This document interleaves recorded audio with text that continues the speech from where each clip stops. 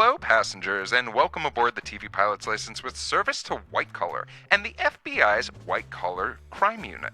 We ask that you please fasten your headphones, secure your podcasting device, and remember that, hey, you, gentlemen, just remember, if you shave off that goatee, that beard, that mustache, you might not be guaranteed to look like Matt Bomer, but we recommend you try just to see.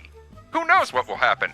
Welcome to the TV Pilot's License. My name is Geoff Kerbis, joined by Rich Inman and Max Singer. How you boys doing today? $700 a month for an apartment in New York City, and I know this is a TV show. Oh my God, we're going to talk about that in depth. Oh, Rich, we're doing Friends again? Well, gentlemen, this week we are going to be talking about USA's White Collar. Just to clear up some misinformation at the front and at the top.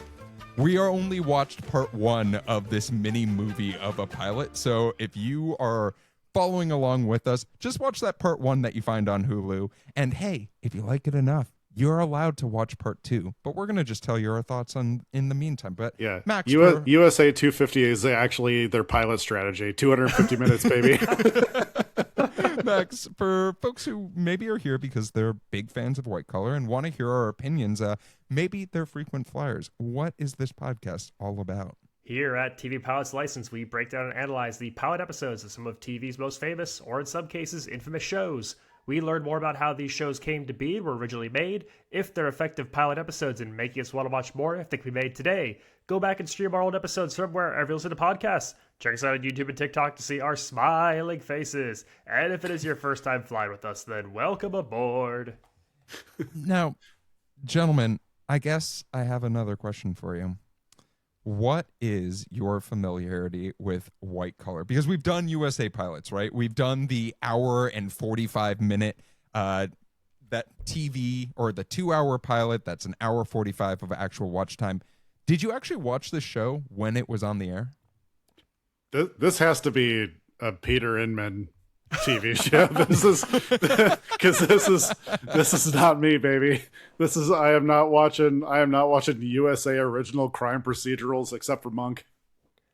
Oh, Matt Bomer, detective solving crimes. I think we're talking about the classic The Nice Guys with Ryan Gosling and Russell Crowe. I've actually not seen this show before. This is my first experience with it. Matt Bomer is incredibly dreamy. I'm excited to talk about, looking at him for 45 minutes. Yeah, no, I'm very excited to, specifically, it's in our show notes. I want to talk about Matt Bomer and, a little bit more about why his look might be something that is impacting us today, 13 plus years later after this show is off the air. But before we do so, before we dive into White Collar, a quick word from our sponsors. Well, let's dive into the world of Neil McCaffrey and White Collar. And we're going to start off with jail. With a quick We're diving into jail. Just Caffrey. I don't know where you're getting the McCaffrey from, Jeff. Neil Caffrey, excuse me. I am thinking of fantasy football right now, and I am so sorry. A quick synopsis. A white-collar criminal agrees to help the FBI catch other white-collar criminals using his expertise as an art and securities thief, counterfeiter, and common man. Well, all right. That seems interesting. But Max, can you tell us a little bit more about how this show got made? Today we are talking about the pilot episode of White Collar, which originally aired on October 23rd, 2009 on USA. And as Jeff said up top, when this episode originally premiered on USA, it was a 90-minute TV movie. For streaming and DVD releases, it's been subsequently broken up into 2 parts. We'll be talking about part 1 of today's pilot. We're going to talk about the show's creator, Jeff Easton, a little bit more. Easton first makes it big penning the 1999 comedy Held Up, starring Jamie Foxx and Nia Long. Originally titled Inconvenience, the film was set to star Rob Schneider and Lisa Kudrow before Schneider dropped out 4 days before filming. He was replaced with Robert Downey Jr., and although the film fell apart, I cannot think of 3 more different people to lead a film. I tell you all this to say it has a 17% on Rotten Tomatoes. Rich is losing his mind. There is a point in time where Robert Downey Jr. and Rob Schneider were up for similar roles, like the same role. I mean, this is when you couldn't insure RDJ. Yeah, I'm Oh also man, okay. I'm thinking of a world where Rob Schneider's The Animal is starring Robert Downey Jr. And now that's all that I want. I want just the universe where Robert Downey Jr. has Rob Schneider's career. Oh well, unfortunately for you, Jeff, that does mean Rob Schneider Iron Man. You know Listen, what? How much do you like it now? 20 the project times more fell apart. interesting. Rob dropped out. I don't know what to do. I guess we have to get Jamie Foxx. What are we gonna do? Two of our best prominent black actors, Robert Downey Jr. and Jamie Foxx. Don't worry. Easton goes on to create the UPN series Shasta McNasty. Oh no! Oh no! Hold on, we got to talk about Shasta McNasty. Wait, A comedy about a comedy about three slackers in a rock band who neglect their music, instead spending time at Venice Beach, chasing dates, messing with the pizza guy, and embracing mediocrity. The show lasted one season, but was nominated for Best New Comedy at the People's Choice Awards. And I can't wait to do it in 1 month on this podcast. In 2004, that show starred Jake Busey, who I am currently googling if that's Gary Busey's son, and it is. Is he Shasta McNasty? Boy, inconclusive. In 2004, Easton created the Hawaii Five-0 knockoff Hawaii for NBC, following a cop from Chicago who transfers to a precinct in Honolulu. It lasted just 8 episodes. According to Easton, the earliest seeds of White Collar began in his hot tub with the idea of doing a buddy cop version of The Shield. That's a real quote from Easton. While that show focused on the streets, Easton saw white-collar crime as a vessel for more opulent storylines. That would evolve into the story of a criminal released from prison to help solve these crimes, but was shelved at NBC due to similarities to another show called Life. Retooled and envisioned as more comedic, a new pitch was delivered, and the show was given a casting contingent pilot order by USA Network. After seeing more than 300 actors for the role of Neil Caffrey, Matt Bomer was the first person to join the cast, and the casting contingency was lifted by the network. Ironically, Bernie Madoff would be arrested for financial white-collar crimes while the show was filming its pilot episode in New York City. Oh man, accidental topicality. I love it. Today's pilot is directed by Bronwyn Hughes, best known for her work on the films Harriet the Spy and Forces of Nature, as well as a reoccurring director on the series The L Word. Okay, how many mirrors and car keys are strewn about Jake Easton's hot tub? Because no one publicly comes out that it's a hot tub idea unless they are really proud of it. I'm sorry, but there's Maybe there's such a Oh, go for it, Max. I was gonna say there's such a stereotype of like the young hotshot '90s action director, like guys like Easton, or I think of Shane Black, where it's like Entourage is a documentary. Entourage is a mirror. It is looking at this type of Hollywood bro who thinks that nothing could be more significant to the landscape and the culture than Shasta McNasty. I just think, Rich, I'm going on the other side of what this hot tub is. I think he maybe went to the Playboy Mansion once and was like, I gotta get a grotto. I gotta get a grotto in my backyard, and it is the saddest version of that grotto. But I want to bring us into something that is a little bit like a grotto, like a prison cell bathroom. And gentlemen, I have a question for you, and this is a little bit of a quiz. This pilot is contingent on the first bit of it just being us watching a very handsome Matt Bomer break out of prison. But here's my question for you. Yeah. How long does this pilot take before we hear our first line of dialogue? Ooh. Take a guess for me. Take a guess, because I'm normally so good at spotting this. Damn. I timed it out, and I was floored when I saw how long in this version of the pilot, right? We're talking about the 45 minutes that we got of TV. How long do you think it took? I'm going 6 minutes. I'm trying to think here because we don't even Because it's all Prison Break to start. No, different pilot. Yeah, go for it, Max. No, Prison Break's Gotcha. Well, not even dialogue. We don't even have a score until he's out of prison. It is just room tone and toilet flushing and water running until he's out of the building itself. I'm going to say 8.5 minutes before a line of dialogue is actually spoken. It is 5 minutes and 13 seconds. Ooh, good job, Rich. Yeah, thank you so much. 5 minutes and 13 seconds exactly. And guess who says the first line of dialogue? It's the guy selling the jacket on the street. Yep. It is not even our protagonist in this show. And Well, hold on. That guy might come back as a protagonist. We don't know. That guy might be really critical to this show. So the first thing Matt Bomer says is $3. Yes, that is correct. That is the first line of dialogue in this entire show by a series regular. But And otherwise, that was the audition scene. yeah, exactly. That was his monologue. He came into the room, he said $3, and then he left. $3. And he showed his hands. He showed his front and his back, and he was like $3, and then he left, and people were like, was I just solicited or was I? But I'm curious for the two of you. There's two questions that I have. One is a little bit more of a serious question, which is that much silence. Were you engaged with this prison break scene of seeing Neil break out of an institution and actually seeing it from like soup to nuts of how he did it? Or were you already like, what the fuck am I watching? And is this a silent film? I was really impressed by how much all the prisoners recognized him immediately and did not say anything. That was some good solidarity by the people in that prison. Really because he emphasizing could have easily gotten given away. Yeah, the snitches get stitches mentality of it. Yeah, that's what USA is all about.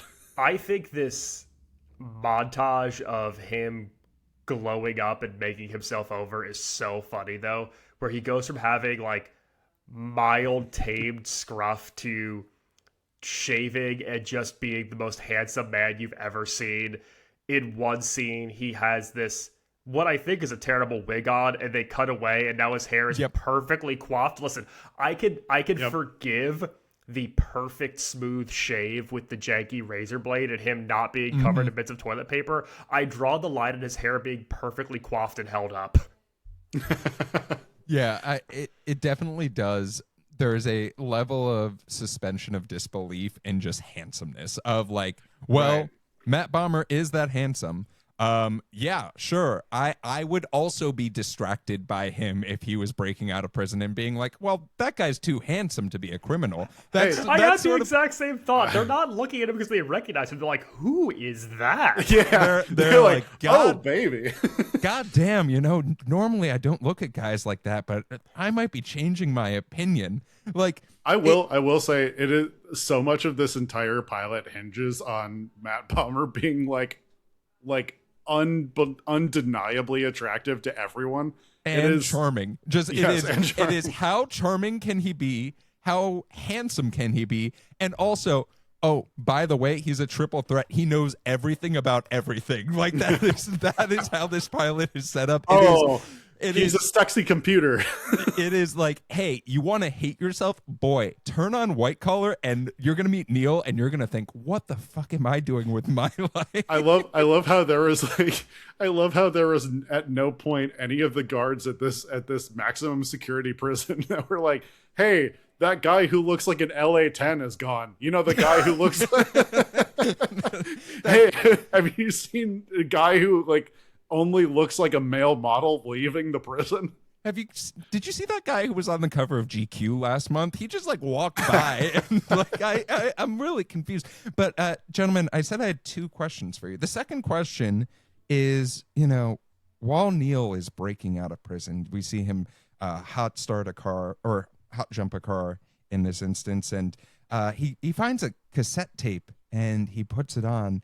And what did you want to be on that cassette tape?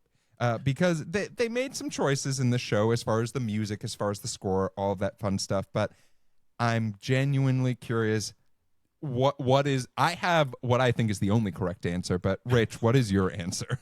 I've got two, and I've got one that's very specific to what's happening, and that's "Jailbreak" by Thin Lizzy.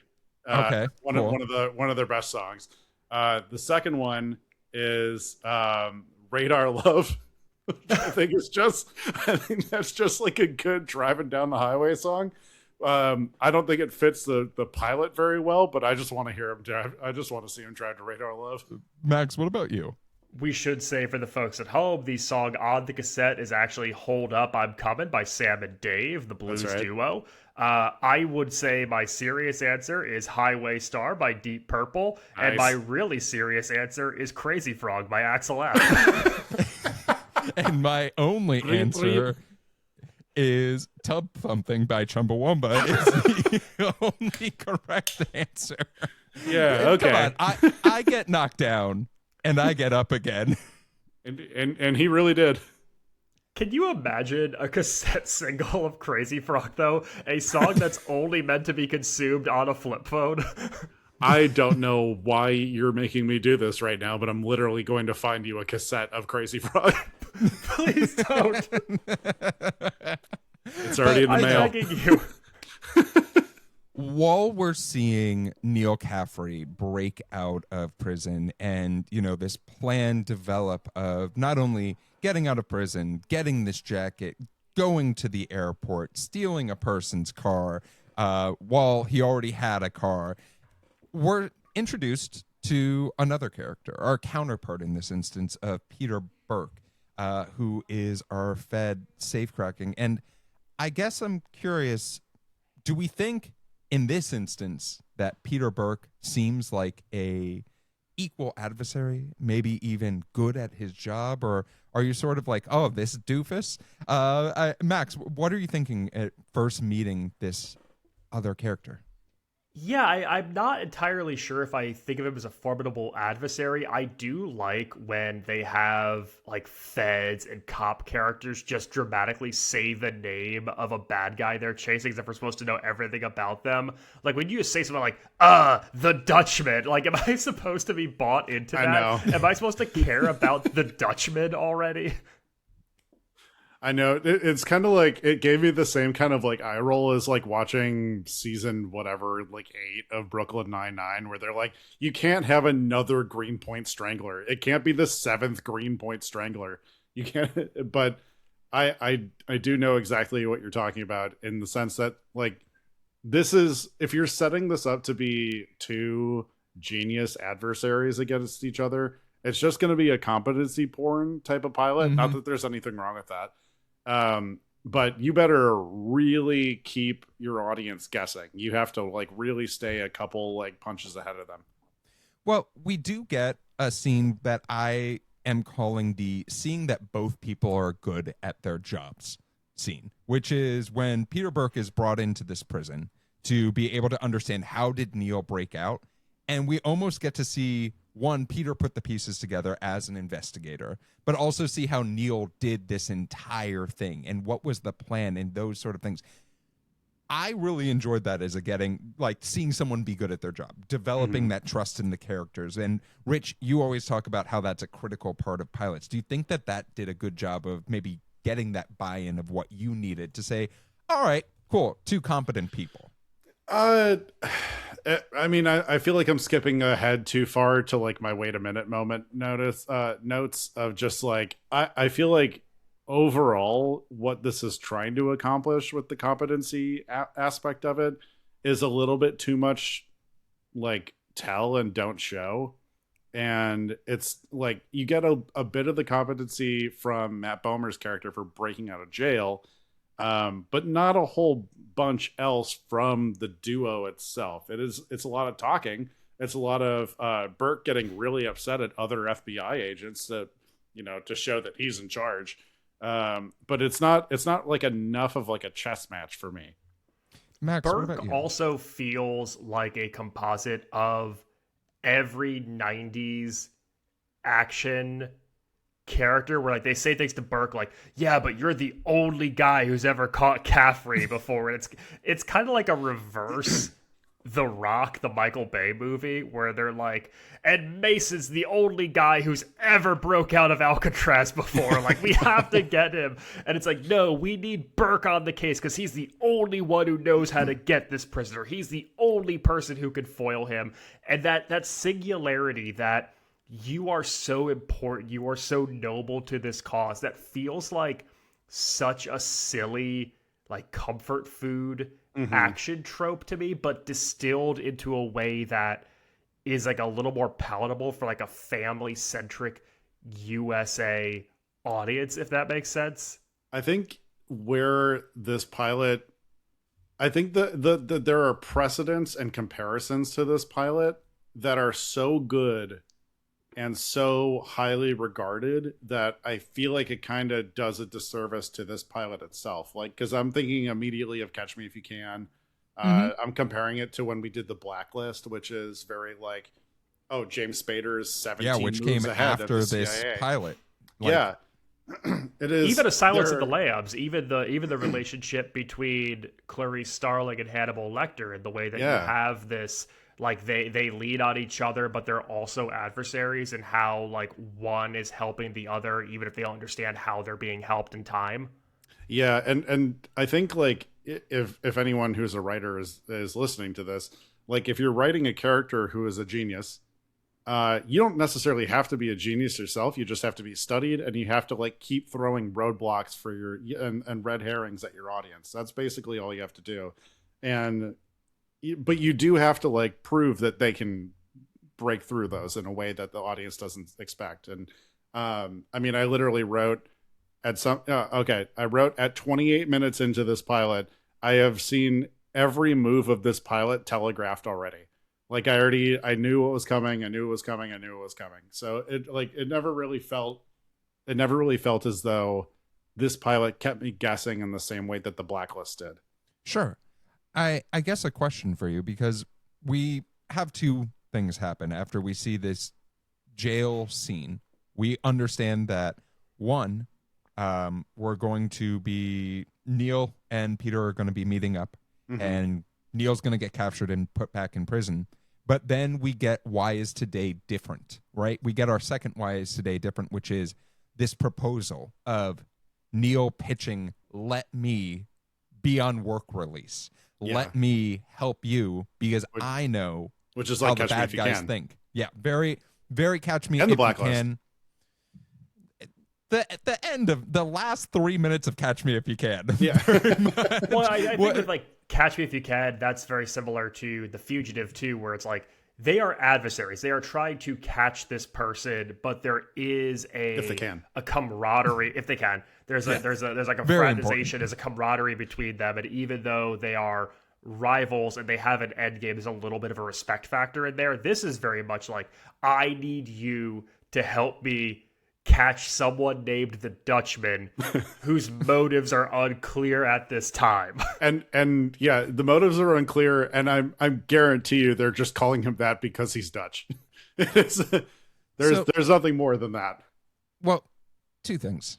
One is we do find out why they call him the Dutchman, and it is not because of he's the Dutch. fact that he was Dutch. It was the fact that He's they a pirate. named him after a ship. And then second, after not necessarily saying like, hey, I absolutely agree, were you guys surprised to see Tiffany Thiessen in this pilot at all? Because I think it is one of those where it's just like, all right, there's a guy, there's his main character, and then there's the star of Saved by the Bell, Tiffany Thiessen. That's right. It's a USA pilot, baby. You're going to get one recognizable face total.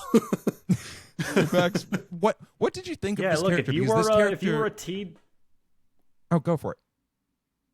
Go ahead. I was saying, if you're, a teen star in the 90s, you're going to make your way into USA Network. We get her. We also get a very young Alexandra Daddario in this as well. This is just a very, even with Matt Bomer, this is a very strong brunette cast. There's a lot of great heads of brunette hair on beautiful people in this ensemble. That's how they sold the pilot. They were like, brunettes welcome. Do you like male brunettes? Do you like female brunettes? Then boy, do I have the show for you in all shapes and in sizes.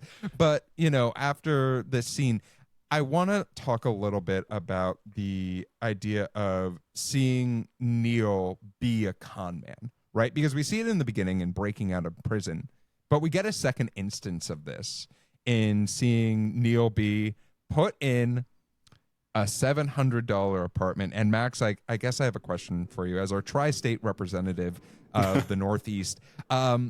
If I said that you could live in New York for $700 was it a week or was it a month? Would you take me up on that regardless of the quality of the living facilities? I mean, listen, there's a big difference between can I sublet a room in your place and what I believe is like transitional housing or like a halfway house that he's going to be moving into instead. Big difference there. But yes, the ankle monitor in. The line of if you could find something better for $700 a month, you could do it.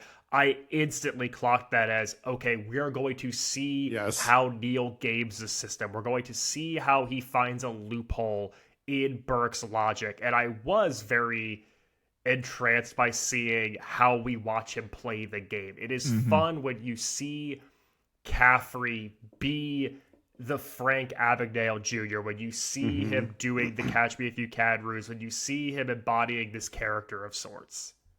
And let's get into that, because I love this scene of him going to the thrift shop and essentially like kind of, I don't know, how do you like honey trapping this old lady who's like dropping off her old her late husband's old clothes where she just happened to have played poker with the Rat Pack, just ran into one woman at a thrift store.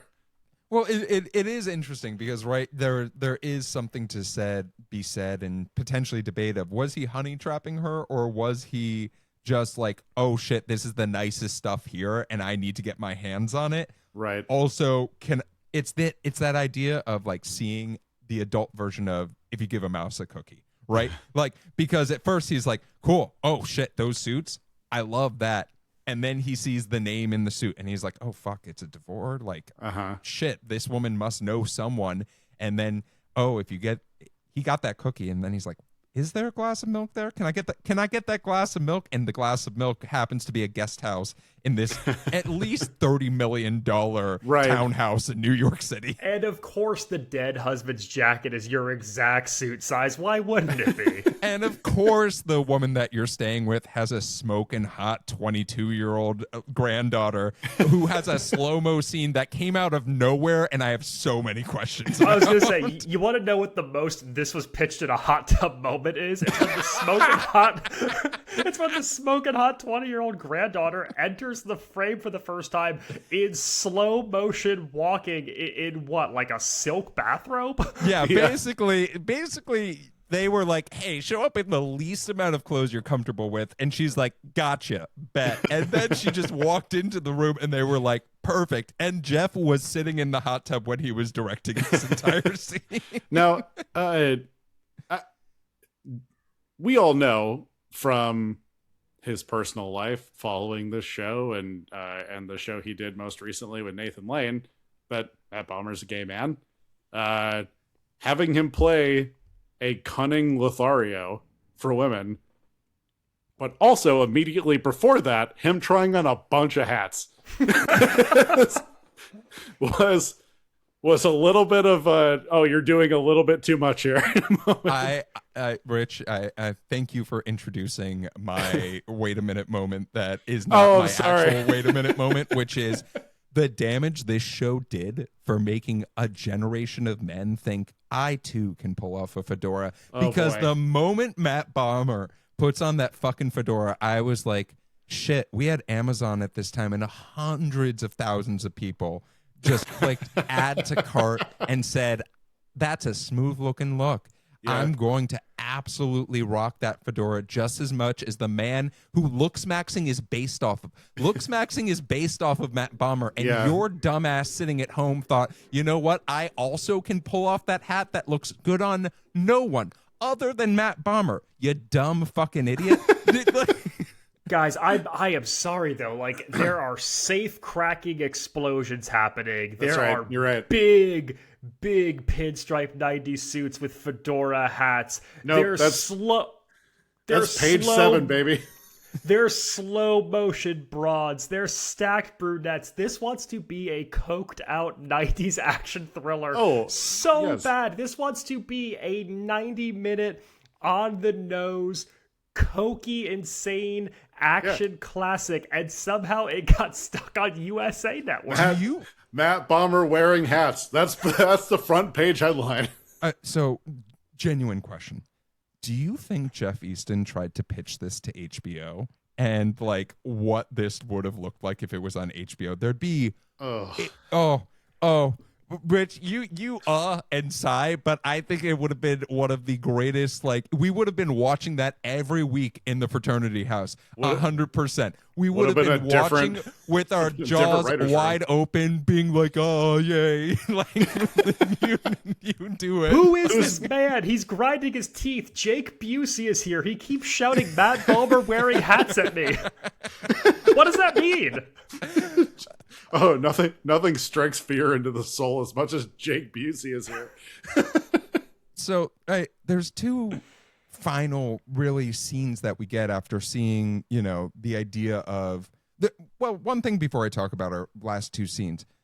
What did you think of seeing the show seems to like focus in on the concept of fairness, if that makes sense, especially coming from Peter's character, where like you can tell there's like this little spat where he's just like, this is bullshit, this isn't fair, sort of thing, like almost like a little petulant child who works for the government.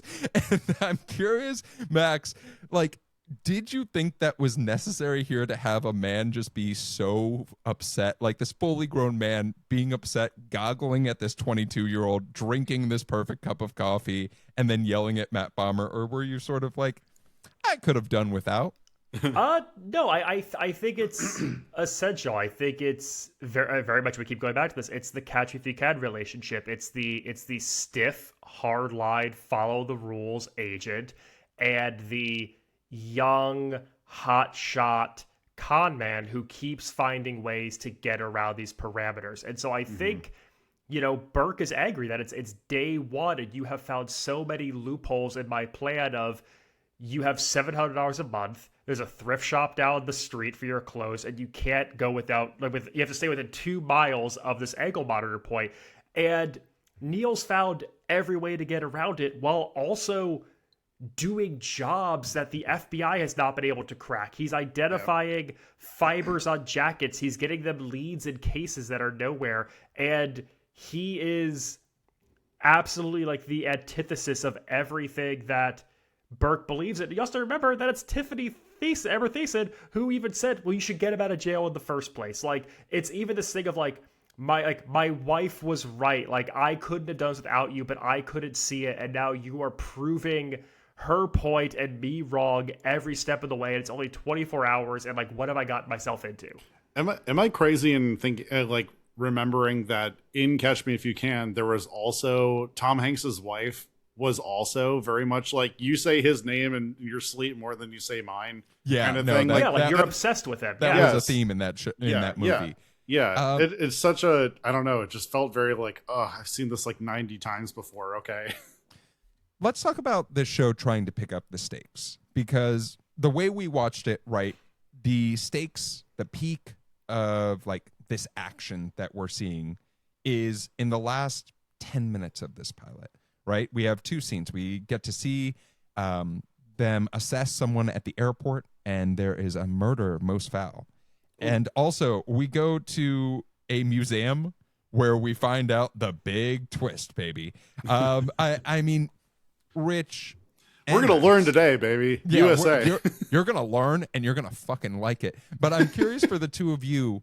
Did these two scenes bring that little sense of action that maybe you needed to get a little bit more interested in what was happening? Rich, you were nodding your head, so I'm going to let you go first. Yeah, there has to be, and maybe this is our fault for only watching the first half of this pilot, but because there's like a lot of slow burns in this show, and the way that that Neil's character has immediately made himself useful in discovering that, number one, like, he can identify where the thread from the bank explosion was from, that it was a security thread from the Canadian Treasury that hadn't even been used yet. There is they catch someone who is at the trying to leave from JFK. Most of this show is centered around JFK and the fact that there's a valet service at JFK. Anyways, Who's using that valet service? Sorry to spoil all three of our wait a minute moments. But there is he's showing his value in the way that he is thinking with the mind of a criminal, which, it's been done a lot before and stuff like that. But he is actually okay, this is the expertise, this is the competency porn that we want to see. We're piecing together clues from someone who would be the person perpetrating these crimes if it wasn't some other guy. So yeah, I mean, I did enjoy him uncovering these the clues of these Spanish copies, these Spanish 1944 copies of Snow White, and tracing it back to what I wouldn't think would be a very how much money could this possibly be worth? This Spanish victory bond from 1944. But you'll have to find out in episode 2. Oh, damn. They don't even allude in the script to how much it was possibly worth. Max, I really wish we had a higher stakes villain plot than making forged Spanish victory bonds. I don't care how much money this guy's trying to steal from this, how much embezzling is going on. I need at least 10 times more explosions. I need at least one more bank robbery. I need something that's a little cokier than what we're getting here. Because right now, I'm having to learn a lot in order to follow this plot. Also, how... Oh, go for it. Is it... Do you just, is it convertible to Spanish pesetas before they joined the euro? What is this about? Does it have Franco's face on it? What are we doing here? Well, I guess, Rich, the answer that you seek is in part 2, because that is the end of part 1 of this pilot. But we talked about a lot of things. We talked about Matt Bomer's cheekbones. We talked about mostly that. We talked about wearing fedoras. But I'm curious if there's anything that we didn't talk about. We talked about his face. We talked about his hats. Now let's wrap up this podcast. Is there anything that we didn't talk about this part 1 of this pilot that maybe you'd like to give a little bit more shine to? Max, what about you, dude? Anything you want to give some shine to? Man, I mean, shine is maybe a little bit of a stretch here, but this is maybe the most 2009 moment of everything we've discussed in this pilot so far, which is when they're introducing more of the team at JFK, and there's a woman on their FBI task force squad, and they kind of imply that Matt Bomer might be sweet talking her a little bit, and they're like, you don't understand, she digs the hat. She'd rather be wearing the hat, and saying the line, she'd rather be wearing the hat as a way of queer coding a character. It's so weird. It's the most 2009 line imaginable. I was just I was laughing and bewildered, but to have yes, this is my thing I loved in a strange way, because I have something else I want to get to later. But yeah, it was such a bizarre choice, but I couldn't help but chuckle at it at the same time. Oh man.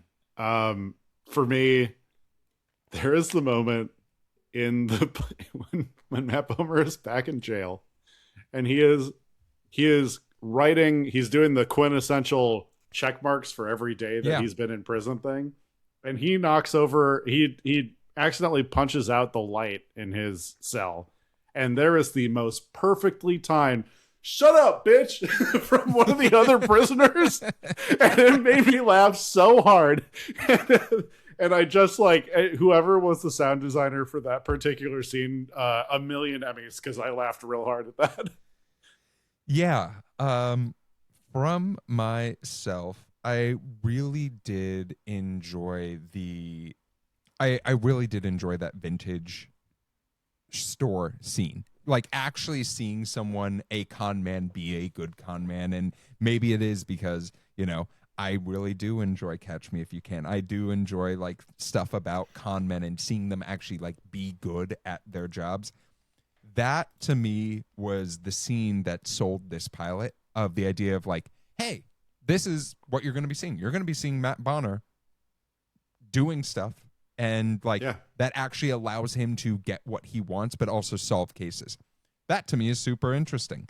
And I think let's talk about wait a minute moments, and I'll start because there were things that were definitely a little bit cause us pause on this pilot. Oh yeah, name one. And I'm going to talk about whoever applied that fake beard to Matt Bomer deserves to be fired. That is one of the worst beards I've ever seen in my fucking life. And there's they have this there's a scene in the show where they show Matt Bomer the day that he shaved off the beard, and they have a fucking photo of him from like the front looking at him, and it looks as if someone shaved a pet and just were like super glue it onto Matt's face, and like that is absolutely gonna do just good enough. And for the amount of money that they probably spent on this pilot, they could have spent $5 more at least on this beard. Rich, what about you? What's your wait a minute moment? There's one particular scene when they are at the Ankle Monitor Motel, and the one of the Burke uses the phrase "cowboy up," which I have only heard in the context of the 2004 Boston Red Sox. And so congratulations to them. Congratulations to reversing the curse.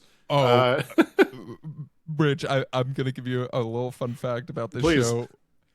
What if I told you that Peter Burke's character was supposed to be a professional baseball player? Come on. Blew out his arm, or it's his knee or his arm, and he that's why he became a white collar unit.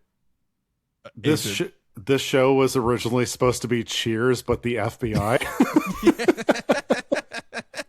All right, so it's Sam Malone. It's Sam Malone. It's Sam Malone. Okay, I'm going to hot tub bubbling. Make hot tub noises. Paint the scene. Max, what about you? What wait a minute moment for you? All right, rapid fire. That Tim DeKay, the actor who plays Peter Burke, was Bizarro Jerry in 2 episodes of Seinfeld. That's number 1. Number 2, Peter Burke using the phrase, "You think so, Copernicus," with a straight face. Number 3, 2009, baby. That everything just feels a half beat too slow. These are long scenes. We are in single locations for minutes at a time. The sequence in which we find Neil in his old apartment with his wife now having cleared out and it's totally empty and he's sitting on the floor. That is a long scene between him and Burke. And I am aware that USA does these mini movies. They're the last bastion of this thing that used to happen in like the 80s and early 90s with TV pilots. But this is long. This felt long. And the fact that we don't even establish what we're going after until the cut between parts 1 and 2, I just think that this whole thing could have been trimmed down, even if it's not a TV hour, but you could have gotten this thing down a little bit. There was that one scene where they were on the rooftop and Burke, like, we sit with Burke while he eats an entire croissant and drinks an entire cup of coffee. And multiple I'm like, people get coffee topped off. This is like a French art house film. Why are we watching this? But we had to introduce the hot granddaughter in slow-mo, and she's walking for like at least 45 seconds to it. It's a big roof. That is another wait a minute moment. That low key, I was just like, we could have done this for 5. Like maybe 10, like, but they did it for like at least 30 seconds of her walking, and she walked so far. Like they literally were like, "Oh yeah, she's 100 yards away. Let's start that slow mo cam." There was one moment where I was just trying to picture the editor for this show just like sitting on the floor crying with like a bunch of film reels like in their hands, like, how am I supposed to make a No, cohesive he was TV in the show hot out of tub this? with Jeff, Rich. Like, he was chilling out. When she's walking in slow-mo across the rooftop, how badly do you think Easton wanted to put in those brassy horns from the scene of Caddyshack when the lifeguard's going up the ladder to do the high dive? Nice. I will say that it's either those horns or he wanted to put the doves. He wanted to put doves flying behind her, like its fucking face off. Well, no in-flight questions this week, gentlemen. I actually have a question for our frequent flyers, which is, what would you put on that cassette tape when we're breaking out of prison with Neil Caffrey? And you can submit those to us at tvpilotslicense.com. If you have an in-flight question, though, you can go to tvpilotslicense.com. You can also leave us a text or shoot us a voicemail at 213-290-1713. Let's talk a little bit about the history of this show. As we said, this was a one TV movie. So if you want to get the full experience of the pilot, you watch part 1 and part 2 right after. But history of this show, 6 seasons, 81 episodes. All of them were on USA Network. Let's play a game of how many times did this show switch time slots? Was it 2, 5, or 10? Ooh. Oh, 10 feels like a USA special. I like 10. Yeah, this was what, like 5 or 6 seasons? I'm going to say 10. It was 10 times across 6 seasons. That's brutal. It averaged about 2 per season, which is, a great way to get your audience to know where the fuck to find the show that they're watching. The premiere, catch it if you can. Yeah, the nice. premiere of this show got We did it. Full circle, baby. The premiere of the show got about 5.4 million viewers, which for USA is really, really solid. But by the 6th season, it only was able to retain about a quarter of its audience in total. Syndication for this show started in 2013, and the show was shown in over 35 different countries. Yes, there are DVDs. There are box sets, multiple box sets, including the Complete collection. Get it? Con? Because Neil is a con. Yeah, Rich just decided to quit the podcast right there. As far as this show is in conversations for reboots that started in 2020, and Jeff Easton even has said, like in 2024, said that they were working with the original remaining cast. It's going to be called White Collar Renaissance. And right now on IMDb, the pilot is up there, right? They are planning to release it this year, but it's looking like it is going to be a next year released. Guys, did nobody see what just happened with Suits LA? Yeah. Let's talk about awards. 11 nominations, including a ton of People's Choice Awards, some NAACP Image Awards, Casting Awards, and Young Artist Awards. But the show won one and only one People's Choice Award. Matt Bomer won it. What do you think it was for? Oh, I was expecting Matt Bomer to take home the NAACP Image Award. I'm going to say the Golden Quaff, sponsored by Pantene. Nice. It was for favorite cable TV actor. Now, interestingly enough, this was in 2015, and he beat out Charlie Hunnam, Sean Bean, Eric Dane, and William H. Macy. So, like, a pretty decently stacked group of actors when you all things said. Wait, did you say People's Choice Awards? Yes. The same body that nominated Shasta McNasty for Best New Comedy? But gentlemen, that is the history of this show. And now it is time for Rich's Game of the Week. All right. Well, obviously, I got to go with a little bit of famous forgeries and some forgery trivia. Let's see if Matt Bomer can crack this one.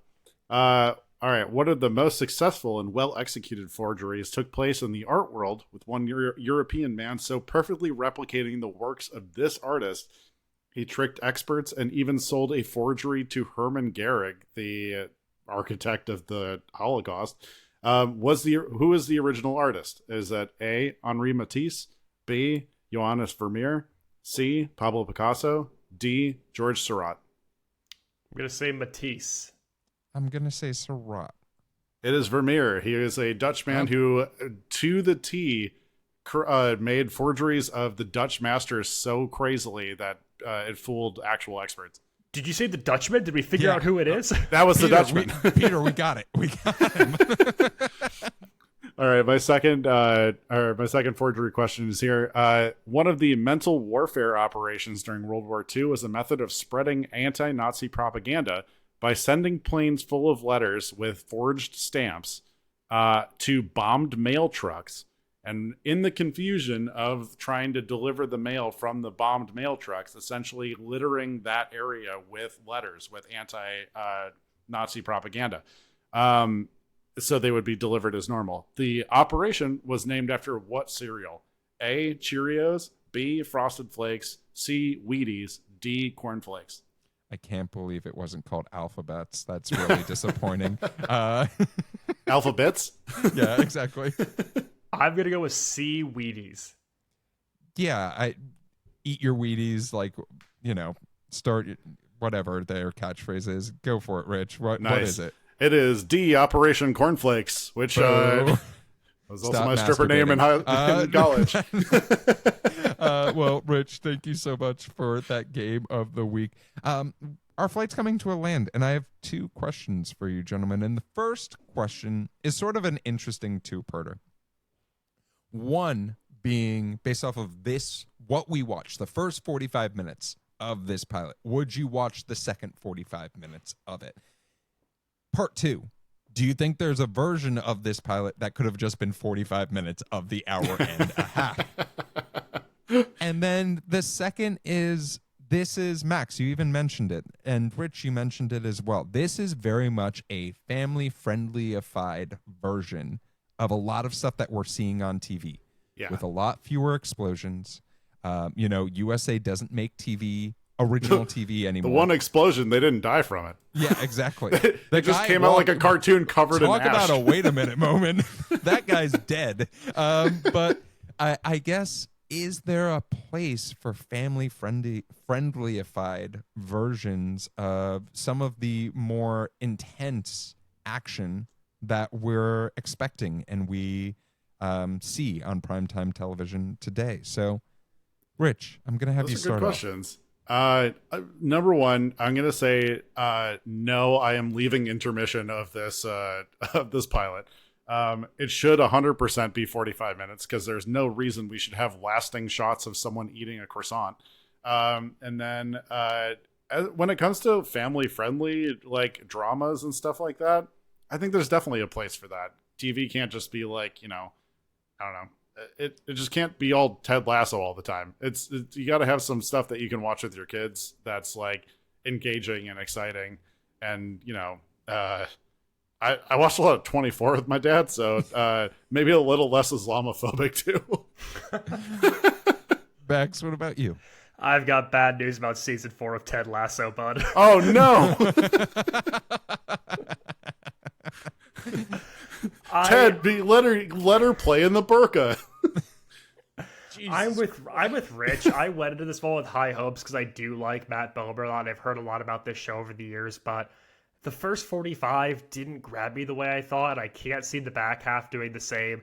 This absolutely could have been a TV hour and gotten its point across. We've seen so many shows like this. Like, we talked about The Blacklist. We've done it on this podcast.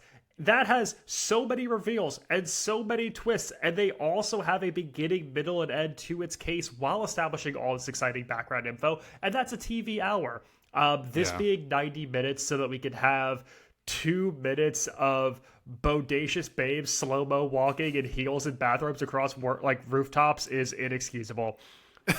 For the second part, I like when TV feels like TV. I like when things are a little bit saccharine, and I do think that while I really enjoyed The Blacklist, there's a lot of machine guns being fired in that pilot, and there's a lot of things that maybe don't make everyone want to sit down and watch it. The same way that maybe not everyone wants to sit down and watch the CBS FBI procedurals that are super, super violent these days. I think there can be a middle ground between things that are detective and actiony, but also aren't necessarily like blood and guts. all the time. Just keep them to an hour. Just keep them to a TV hour. Yeah.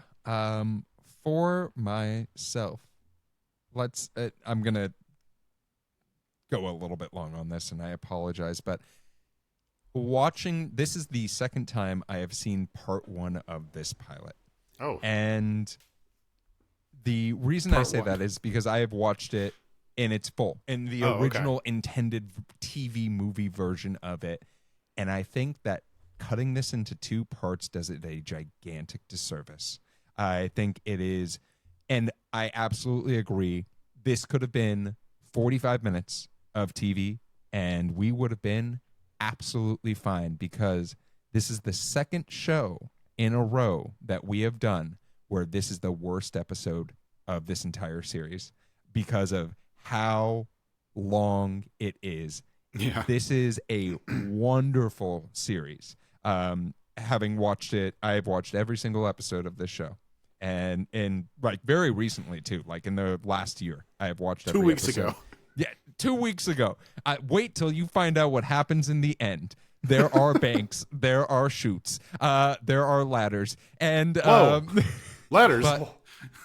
But I think there's a reason why we have moved away from this TV movie concept, because we just want to be in a world for 45 minutes with 15 minutes of advertising and be done with that world for now.